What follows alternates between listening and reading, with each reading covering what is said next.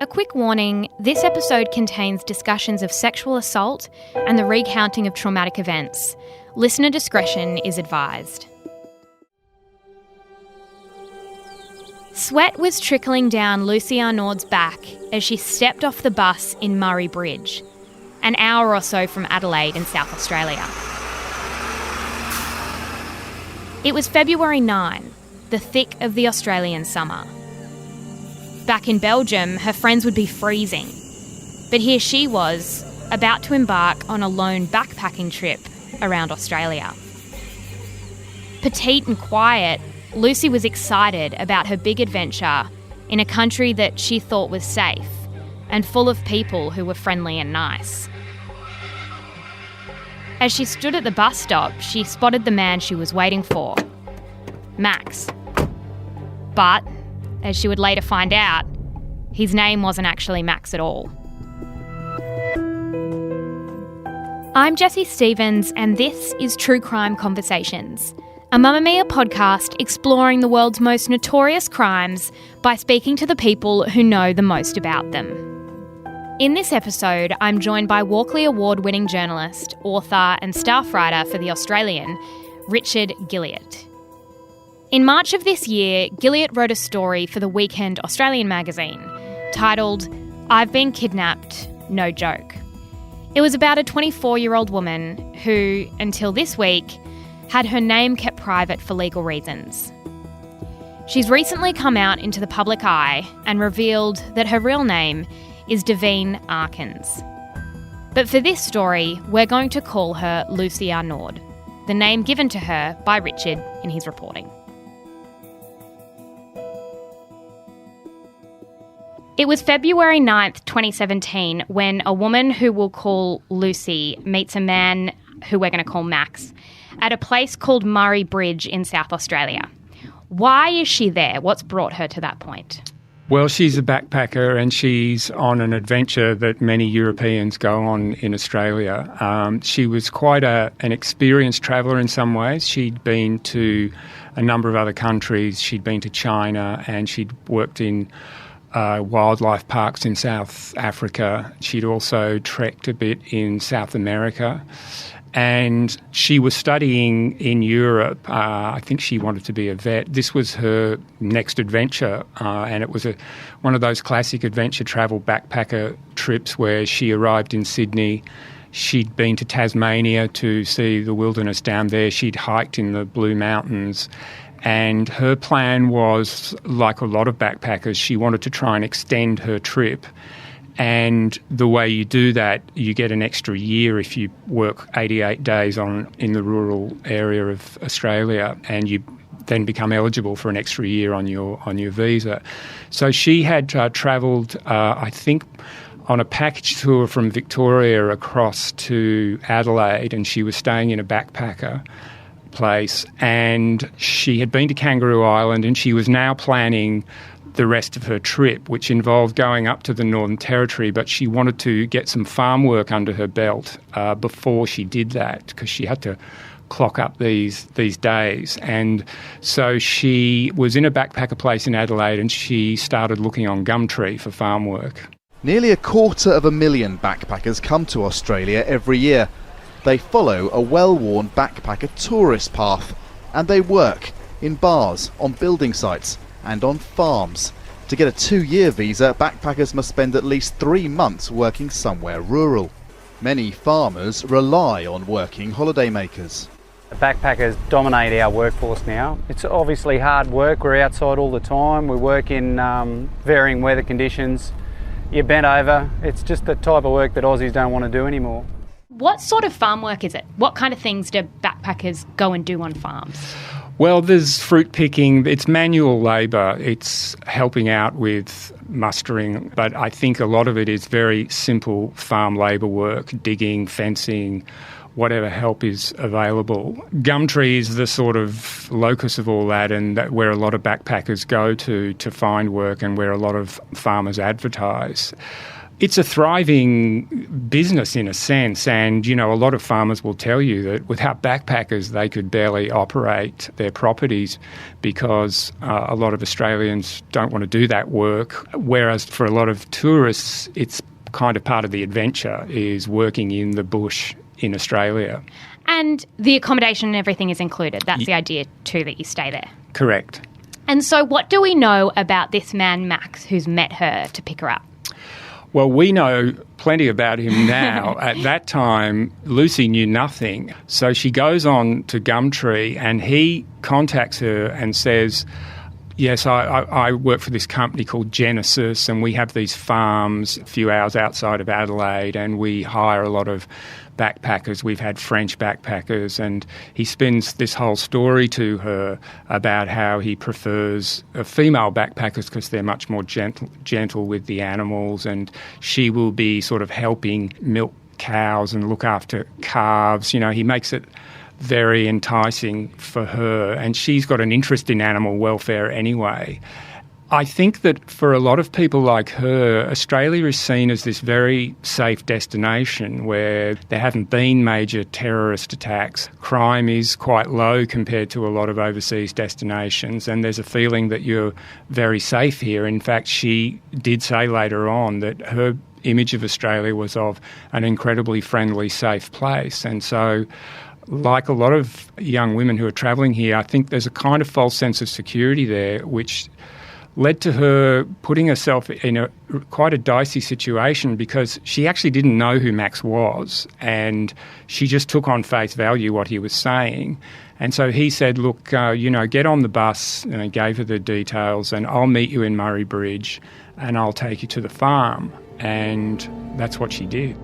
I did ask questions to get more information. He spoke about another French girl who was recently going to another farm, so that made me feel a bit more reassured, like, okay, there's other people doing this job. And can I ask you about that sense of safety? Because in Australian criminal history, like if you look at Ivan Milat, I mean, that's one of our most infamous, crimes. Why is it that hasn't sort of rattled that tourist economy in terms of Australia still feeling like a safe destination? I was really puzzled by this too, because I'd seen one survey where a lot of overseas travellers weren't even aware of the Belanglo murders or the Bradley Murdoch kidnapping in Central Australia. And so I got to say that really surprised me because I had thought those crimes got saturation coverage. I think they got saturation coverage in England, but I think in Europe there's still this image. And in fact, when I interviewed backpacker company people, they said that safety is one of the least important issues that people raise with them before they're coming out here, apart from the possibility of being attacked by a wild animal. I mean, one of them joked that Steve Irwin being, killed in the ocean has given Australia a much greater image for danger than any serial killer or, sex crimes guy out there. Wow. So she then gets in a car with this man, who she obviously believes is taking her to do some farm work, and they're in the car for 2 hours or so. Where does he take her? So Max is this guy in his 50s, and he's got a bushy sort of goatee and curly hair, and we know that his real name is Jean Bristow, and he operates a hobby farm in Meningie, which is a sort of a touristy town on a lake about an hour and a half out of Adelaide.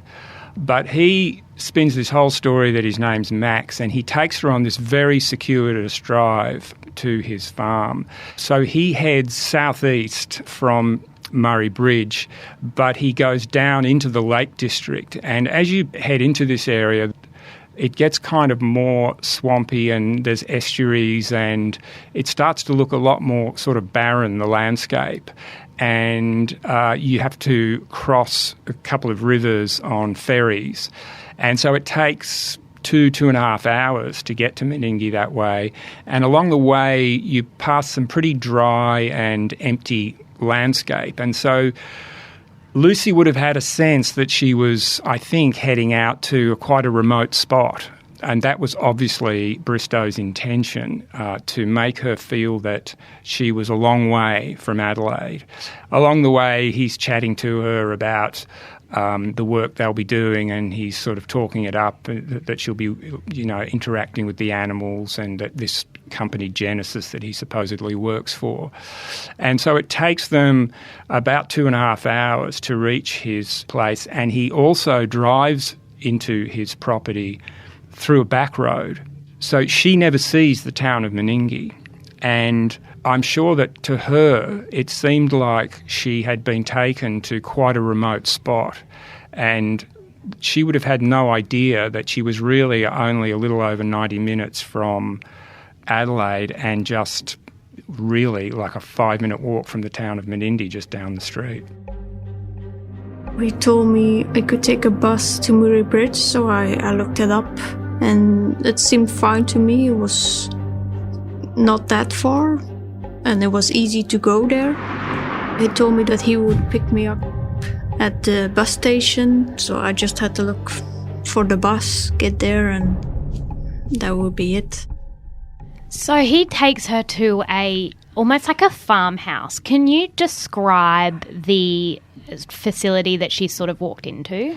Well, it's a pig shed, and it's essentially an abandoned pig shed, because Bristow was not really a farmer. I mean, he had been a farmer and worked on dairy farms, but he was really a labourer who'd been in and out of employment in Meningie and had a terrible reputation as an employee. He'd been sacked from a number of jobs, and when I spoke to people in the town, they described him as just an argumentative, sort of troublemaker sort of a guy.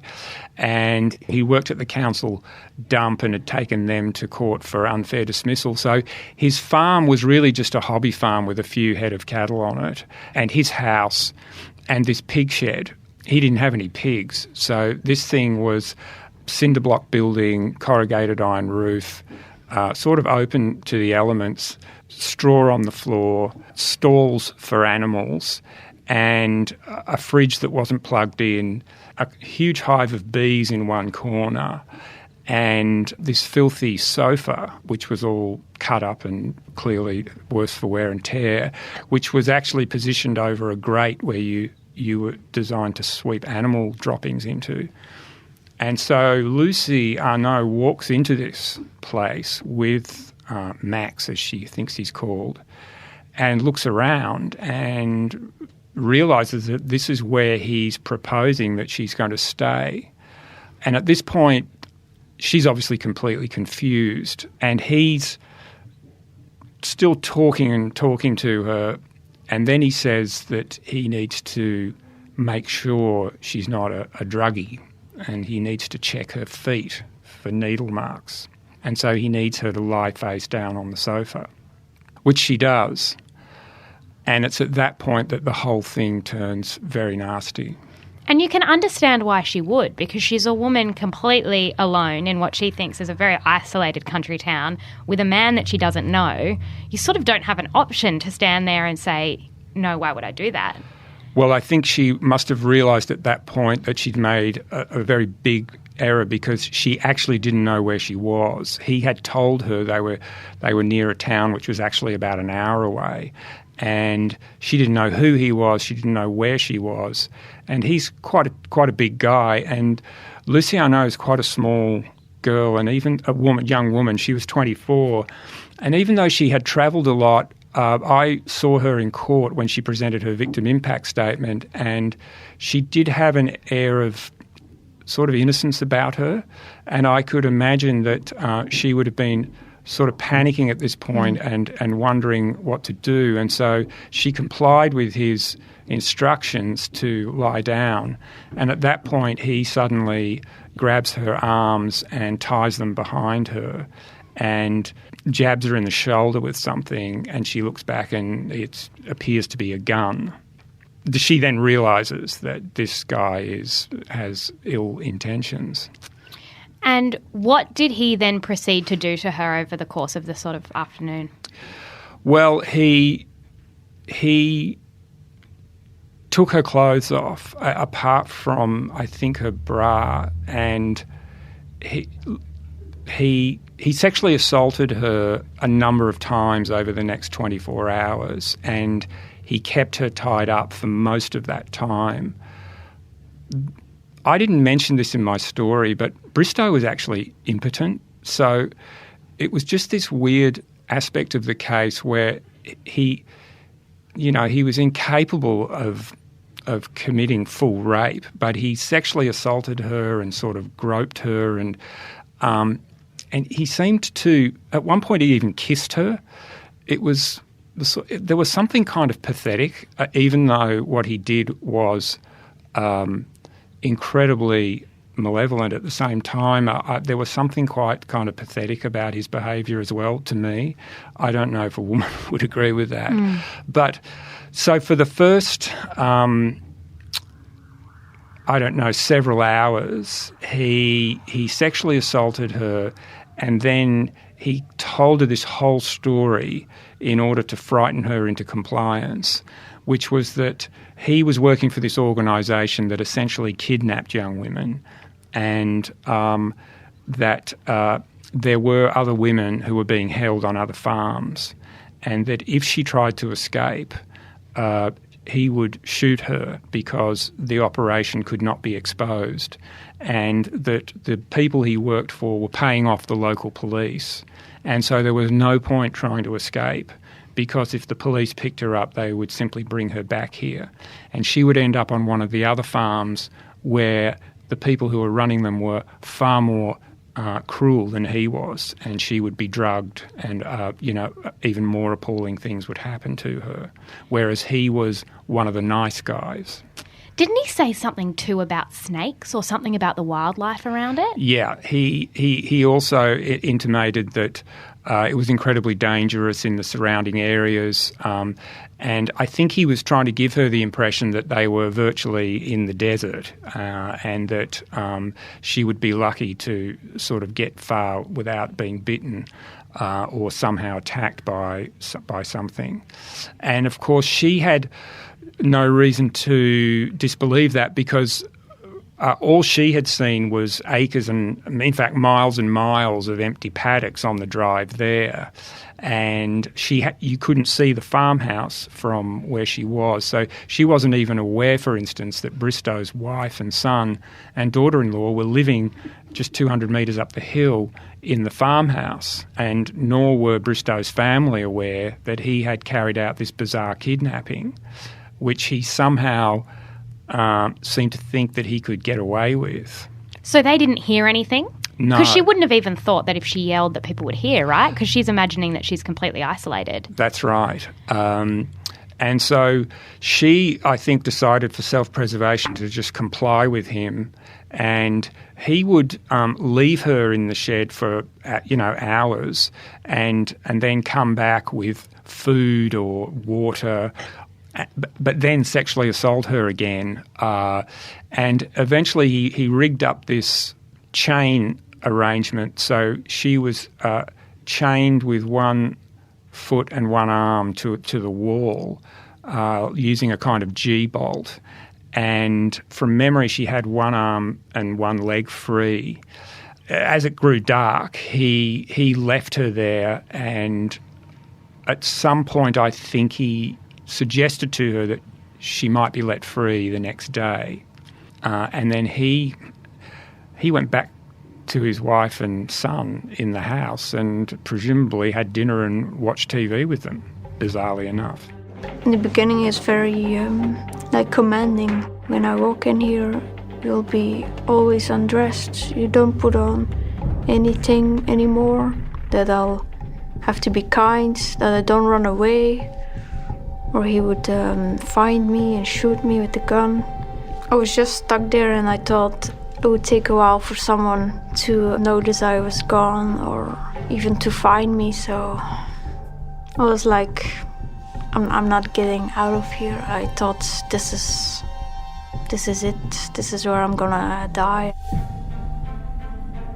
And so while he's inside and he's sort of left her for a few hours, and at this point I think he's taken her phone and stuff, doesn't she have access to a backpack? Yeah, he had taken her phone and her main bag, but he had left her backpack in the shed with her and failed to look at its contents. This was the thing that struck me about this whole bizarre case, was Bristow's complete incompetence. You just couldn't fathom how he thought he was going to get away with this, and you couldn't fathom his complete lack of thinking through. He certainly was no criminal mastermind. So he leaves her there in the shed with this backpack. Darkness is falling, and she has a laptop in there, and she's got a dongle, an internet dongle. And so she reaches across to this fridge because he had opened it and she'd seen that there were some implements in there, and she managed to get something out of the fridge which she managed to loosen this G-bolt with over a period of some time. And so she was able to free herself after, I think, about half an hour of working away at this G-bolt on the chains. And she scurried over to her backpack and pulled out her laptop and USB dongle. And by this stage it's dark, and she, of course, has no idea when he's going to come back.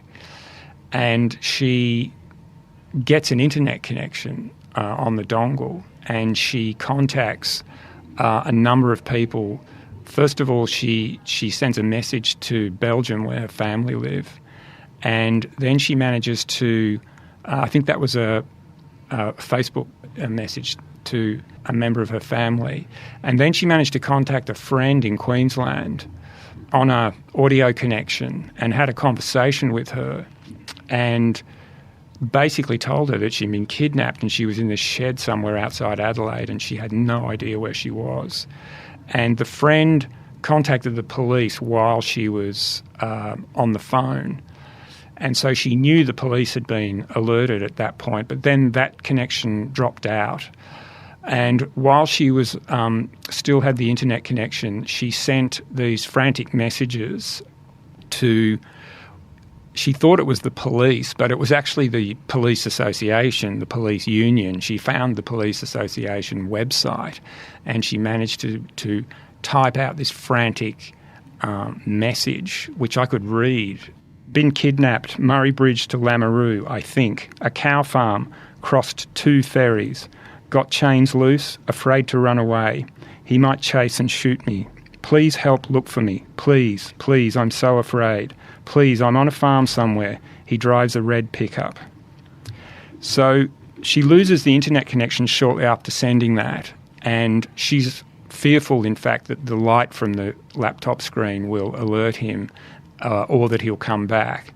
And so she shuts the laptop down and puts it back, and then rechains herself up to the wall and just waits. And she's naked on this sofa with just, I think he gave her a coat to throw over herself. And so she spends this sleepless night in this pig shed with these bees buzzing in the corner, waiting to see what's going to happen the next morning and whether the police are going to respond. What are the police thinking at this point? Because that would be very bizarre, getting a message like that, in terms of even understanding whether it was real or not. Do the police take this seriously straight away?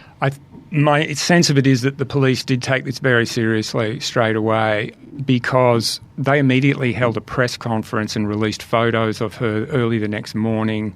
Her photo was on the front page of the Adelaide Advertiser, in fact, as a missing person. And they sent a large number of cars from various different squads down to the Meningie area. And because they had such specific information, you know, that they were looking for a red pickup and it was around the Lameroo sort of area, they seem to have narrowed it down to Meningie quite quickly. So by, I think, mid-next morning, there were police planes circling over Meningie, and there were certainly a lot of police presence in Murray Bridge, for instance. And so it did seem like the police responded very quickly. Good evening. Major crime police are leading the search for a Belgian tourist they fear has been abducted while on holiday in South Australia. And there are tonight grave fears for her safety. We believe she was potentially picked up by a person in a red pickup type vehicle. We have grave concerns that she's being held against her will. Did Bristow have any idea that this was happening?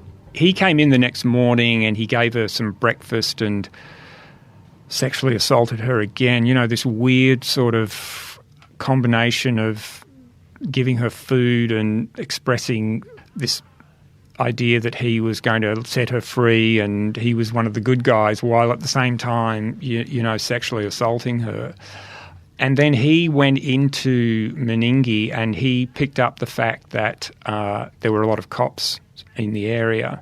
And I think, in fact, that her photo would have been in the Adelaide Advertiser perhaps that morning. I just can't remember that entirely myself. But he certainly by 10 o'clock knew that something was up, and he himself was pulled over driving his red pickup by two cops outside Meningie, and they photographed him and took down some details, but didn't really press him all that much. And because the police plane had spotted his pickup and reported it in, and so he got back to the farm and he was, of course, in a total panic at this point. Because he realised that somehow, you know, word had got out.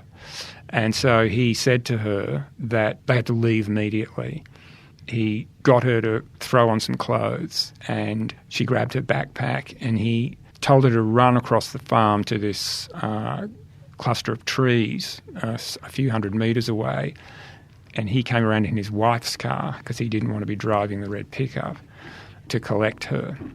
Was he a suspect at this point? So the police have taken a photo of him and seen the car. Are they thinking of investigating any further? I'm sure he was a suspect at this point because he'd already been pulled over and photographed. Look, I don't know how many people had red pickups in that area, but my sense of it was that they had narrowed it down to Meningie and had him in their sights. He seems to have had this bizarre idea that he could drive her back to Murray Bridge and that she would be so freaked out that she would just book a flight back to Belgium and go straight to Adelaide and get on the plane and leave, and he would somehow be able to kind of wash his hands of the whole thing. But in fact, he left behind a trail of evidence that was a mile wide, which later came out in court. But that is in fact what he did. He drove her to Murray Bridge. He actually went into the motel reception area with her. She, of course, is looking terrible at this point. She's had a sleepless night. She's been sexually assaulted. She hasn't showered for a couple of days, and she's fearful and traumatised by her experience. And the woman at the motel immediately registered this. And Bristow tried to sort of make out that he was, I don't know, some friend of hers or some farmer who was just dropping her off, and tried to organise for her to book a ticket back to Belgium while she was at the motel. And then he basically skedaddled. This is where the impact of this on her became really evident, because you would think that at this point he's left, she's in this motel, she would just pick up the phone or say to the woman in the reception, "Can you please call the police?"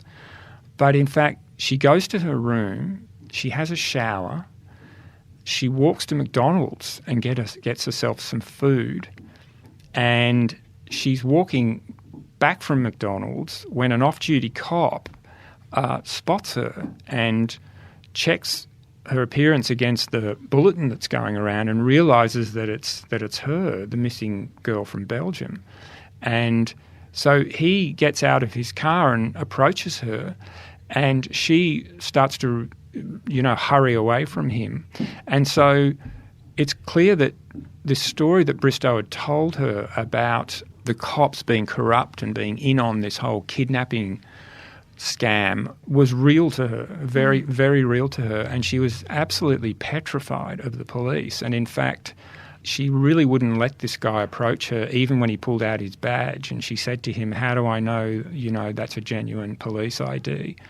Eventually, a female police officer was brought to talk to her, and she described Lucy Arnault as being just shaking with fear, even talking to the police. But they eventually convinced her that their intentions were good, and they showed her a photo of Bristow and she ID'd him. So that's when they definitively knew it was him. Good evening. 9 News has filmed the moment police arrested a 52-year-old man who's accused of abducting a tourist at Murray Bridge. Police allege the man from Meningie raped the young woman while holding her hostage for more than 24 hours. What I'd like to say is thank all the members of the public who provided the information, because some of the information was crucial. She is still with police and she is well, unharmed, and obviously her family are very grateful for everything that's occurred and the fact that she is safe. And when you say there was a mile of evidence, what sort of evidence had he left behind?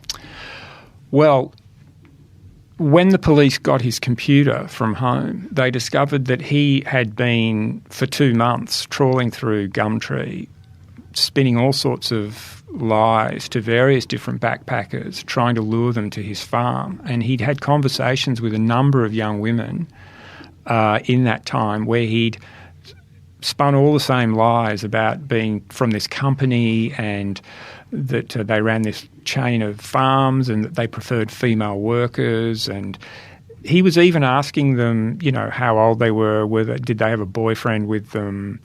Very leading questions, which in fact made many of them suspicious. And in fact, it had taken him more than 2 months to actually get his first victim because of his suspicious sort of behaviour online. On top of that, he had purchased online a replica pistol and a set of novelty handcuffs. So when you say a replica pistol, not a real one? No. Right. Essentially a kind of a toy, but a realistic-looking toy. And the day before he picked Lucy Arnault up in Murray Bridge, he had gone to the hardware store in Meningie and bought a whole lot of cable ties. And so all of the things that she described to the police, the pistol that was jabbed into her back and the cable ties that were used to tie her up, he didn't actually use the handcuffs, were found on the farm. The pistol was found discarded in a paddock. The cable ties were there, and he had thrown her phone into the bottom of a water tank. And the phone was discovered some weeks later when his own son was repairing the tank and drained it and found her phone at the bottom of the water tank. And of course the police had Lucy Arnault's direct testimony of who he was and how the circumstances of how she ended up there. And she had injuries consistent with being tied up and consistent with being sexually assaulted. And so there was a massive evidence implicating him, plus which he had completely lied to his family about his whereabouts over that 48-hour period. So he told them he'd gone to Murray Bridge for a job interview, which was a lie. He didn't tell anyone in the family that he had willing worker, backpacker down in the shed. He didn't even concoct a story about why she might be there. He just, of course, hid that from his son and his wife. And when the police arrested him the next day, he had shaved all his hair off and his beard off to alter his appearance, and had thrown a whole lot of objects over the sofa and tried to hide the existence of the sofa in the pig shed. So there was a massive incriminating evidence and direct testimony from her that pinned the crime on him. And to my mind, it was just inexplicable that he chose to plead not guilty and try to throw this line out in court that she was this sort of fantasist who didn't like farm work and found it too grinding, and had concocted this whole story in order to cover the fact that she didn't have the oomph to be a farm worker. Even though none of his family knew there was a woman just metres away in a pig shed. Well, when it got to... So he was arrested immediately, of course, and it got to court. And over the course of the investigation, the police found all this evidence that I've just mentioned. Then he agrees to testify in the trial. And, you know, I didn't observe him giving evidence in court, but the transcript he argued with the prosecutor. He seemed to think that he could sort of argue his way out of this case. And so his whole demeanour in the court was quite sort of strange and just completely out of touch with the reality of the situation he was in, because there was just such an overwhelming amount of evidence and his story was so implausible. And his own family had agreed to give evidence against him because once his son found the phone in the water tank and learned that his father had lied to him about a number of things, clearly was so disgusted that he agreed to testify as a prosecution witness against his own father. His wife was going to be called, but in the end wasn't, for reasons that I don't think I'm allowed to talk about because they were sort of subject of a suppression order. But certainly there's no doubt that his family knew that he'd lied to them about it and that his son, you know, felt he was guilty. And so the son's testimony was pretty damning, I think. So they have all of that evidence in court. What is the conviction? What do they decide to do with Bristow? Well, he's charged with rape and kidnapping, and he's put on trial in the District Court in South Australia. Because he's pleaded not guilty, Luciano is forced to testify, and his lawyer, you know, grills her and pursues this story that Bristow is telling, which is that she's a fantasist and, you know, she just made all this stuff up. You know, the trauma of everything she'd been through is then compounded by having to be presented in court as a liar who's invented this whole story. She gave testimony over a number of hours. She's a very quiet, sort of demure sort of person, and she had a sort of basic English, you know, so her expressions of what had happened to her were quite kind of simple and straightforward. But her testimony is extremely convincing because it's so plainly expressed and her story just so plainly coheres with all of the rest of the evidence in the case. Bristow then spends hours and hours in the dock arguing with the prosecutor and engaging in these rambling monologues about his prowess as a welder and various other aspects of farming, and just seems completely lacking in any self-awareness, seemingly unaware of the fact that by pleading not guilty, by subjecting Luciano to this ordeal, he runs the risk of having a much heavier sentence than he would normally, because his sexual assaults were, to use the legal jargon, at the lower end of the scale, and he didn't use extreme violence, for instance. And so I think there was a possibility that he might not have got that heavier sentence, but because he did this, chose to plead not guilty, he ended up getting a heavier sentence than, he got 18 years. Wow. 9 News can reveal for the first time the identity of the man accused of holding a backpacker hostage near Murray Bridge and repeatedly raping her. Jean Bristow today pleaded not guilty to 3 counts of rape and 1 count of detaining the woman against her will.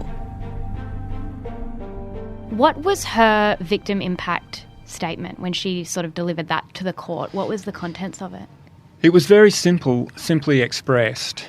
She came to court, but she didn't actually deliver the statement herself, and she got the prosecutor to read it. But there were a number of things in it that she said.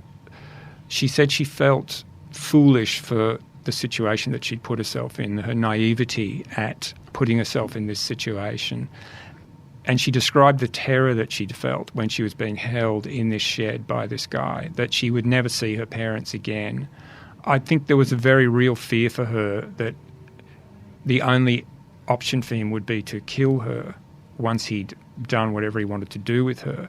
And in fact, it's difficult to understand what Bristow's exit plan for this crime was. And that was one thing that really struck me about it is he just didn't seem to have thought through anything of what he was doing. And so was he planning to just, I don't know, drive her back to Murray Bridge or drive her to Adelaide and put her on a plane back to Belgium? I mean, he had apparently no history of violent crime. He didn't have a mental illness. It's not like he had bipolar disorder and so was in the throes of a mania attack when he did this. And so you wonder really what was he planning to do? And I'm sure that question must have been haunting her the entire time she was in that pig shed. You know, how is this going to end? And what would have happened if she hadn't have disrupted that plan by having, access to the internet? Yeah.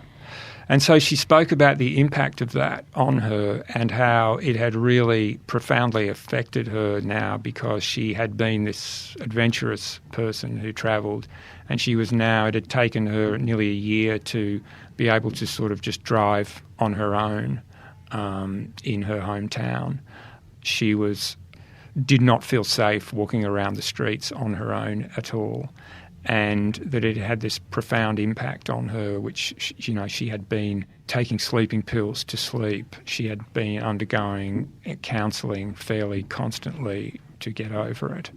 There was one thing she said at the end where she said, sometimes I think it's a curse to be born a woman. I think we're not safe at all. And this was kind of an expression of how profoundly shaken she had been by this whole experience. So the prosecutor read this out in court while she sat behind him, and she was flanked by a couple of support people. That court hearing actually only took perhaps about 15 minutes. She walked in, she sat down in the front bench of the courtroom. The prosecutor got up and read her statement, and then the hearing ended and she left. And it was then a couple of months later that the sentence was actually brought down by the judge, in fact, quite recently, and Bristow was sentenced to 18 years in prison with a minimum of 12 and a half. Was that sentence a surprise? Or do you think that because he didn't plead guilty, that was sort of expected? I thought that he might get something like that. I never know how people react to sentences. I think 18 years is a pretty long stretch for a guy who's, 54, 55.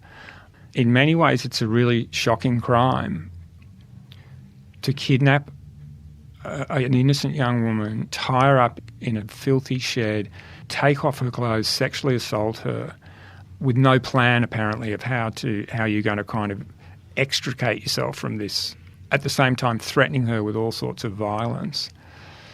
But there was one thing about the case that I didn't really put this in the story because I didn't want it to be misinterpreted, but when police searched Bristow's computer, they found that one of his Google searches was fed up with life. And, he was sexually impotent. And I got the sense of him as rather a pathetic kind of individual, even though what he did was so malevolent. There was an aspect of the crime that was, and of him that I thought was sort of pathetic. And he seemingly had no history of this, unlike a lot of the other men who've been convicted recently of crimes against backpackers, who do have a history of sexually offending and do seem to have misogynistic impulses.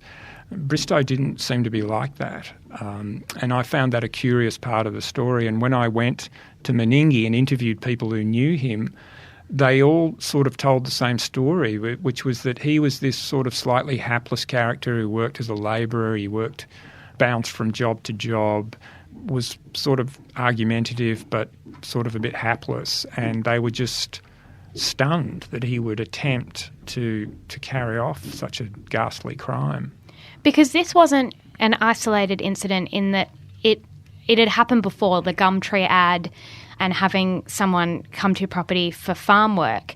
Had that inspired what he had done? I think there's evidence of that. So a year before he committed this crime, a man called Roman Hines, who was also based in Adelaide and was in fact a very predatory, misogynistic man, he had been involved in a series of sexual assaults of backpackers who he met up with through Gumtree ads. In fact, over the period of, I think it was 2014 to 2016, Hines had arranged to meet a number of backpackers, 2 of them in Adelaide he'd sexually assaulted, and he'd attacked his own partner. And he'd in fact taken a Japanese backpacker to Salt Creek, which is a fishing beach about 2 hours outside of Adelaide, and it's not far from Meningie. And the only reason that she didn't get attacked by him apparently is that she had posted a photo up on Facebook saying where she was. But shortly after that, some months after that incident, he picked up these 2 young backpackers, a Brazilian woman and a German woman, on a pretext of taking them to Victoria. And he took them to Salt Creek, the beach where he'd previously visited, and he perpetrated an absolutely atrocious attack in which he tied up the Brazilian woman and sexually assaulted her. And then when the German woman tried to intervene, he attacked her with a hammer and beat her with a hammer and then chased her around the beach in his 4-wheel drive. Just this nightmarish scenario of her trying to evade this guy while the Brazilian girl was running in the opposite direction to escape him. And those 2 girls miraculously managed to survive that attack. And so Hines had been arrested a year before the Bristow incident happened, and the modus operandi of Hines had been revealed in the Adelaide Advertiser, that he'd placed these Gumtree ads. And when police went to Bristow's computer, they found that he had done searches and looked up information about the Salt Creek incident. He followed the modus operandi. He'd sort of researched the crime on the internet, and he lived in Meningie, which was, I think, half an hour up the coast from Salt Creek. So that crime was in fact investigated by the Meningie police, and it would have been the talk of the town at the time. I don't think there's any doubt that Bristow got some ideas. Yeah, I thought he would kill me and I would die there. You feel kind of a bit ashamed in the beginning because you let someone trick you, you let someone fool you. Do you think that this has changed Australia's reputation? Have these stories been reported internationally?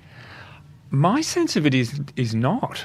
And I contacted a number of travel companies who do backpacker packages, and they all expressed quite a dismissive attitude about this. Hines and Bristow are just 2 of a whole range of incidents. I mean, you mentioned, of course, Ivan Milat is the kind of legendary. I mean, he killed 5 foreign backpackers and 2 Australian travellers over a 3-year period.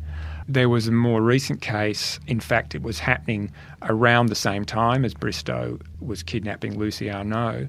This ice-addicted young guy in Queensland befriended a backpacker from Liverpool and ended up kidnapping her and terrorising her so much that she ended up on this wild sort of car journey with him through northern Queensland, in which he was beating her and sexually assaulting her in a sort of meth frenzy.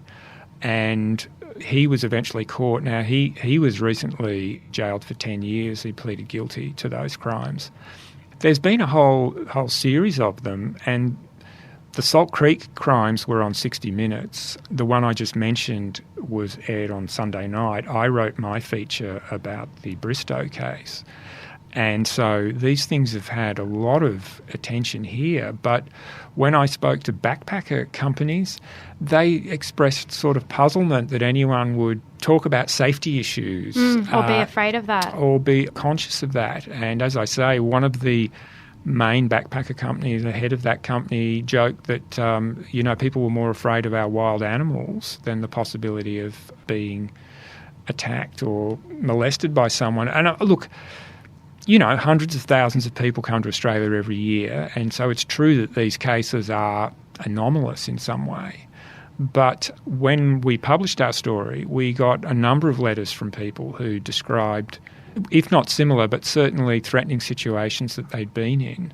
One person had been forced to milk cows dressed in a bikini, because of this perverse sort of attraction that the farmer had for her. And there have been a number of cases of farmers being convicted for more minor kind of sexual assaults, if you want to put it that way. But it does seem like you're in a vulnerable situation. If you're a traveller, you don't know the country, you're in an isolated rural area, you are in quite a kind of vulnerable situation. You're far from home, and it does seem that there are people out there who are certainly prepared to take advantage of that. Thank you so much for speaking to us today. I really appreciate it, and I think your story is really important for sort of shedding a light on that, and potentially, it might need regulation. If this is a requirement that they have to go and do 88 days, then there's got to be some sort of regulating that you don't just go and find someone on Gumtree. That can't be safe. Well, one would think that there must be some way of at least compiling some information about which farms have been the subject of complaints or some sort of central body that would take complaints, because I think one of the things with backpackers is they perhaps don't know how to lodge complaints or what to do, and maybe they've suffered some sort of harassment or molestation which they just think, well, I'll just get away from it and carry on with my holiday. And, when you're on holiday, do you want to spend a whole lot of time, talking to the police, getting the police to take a statement and going through that whole process? If you feel like you haven't suffered a major trauma, well, perhaps not. But I think it probably would be good if there was some sort of central place that you could at least report incidents to, because it seems that there are quite a number of people who are taking advantage of these young people. That's so true. So true. Thank you again for making time for us today. Thanks very much. You can read Richard Guilliatt's feature about the story of Lucy Arnaud, or Davine Arckens, online at the Australian website via the link in our show notes. True Crime Conversations is a Mamamia podcast, hosted by me, Jessie Stephens.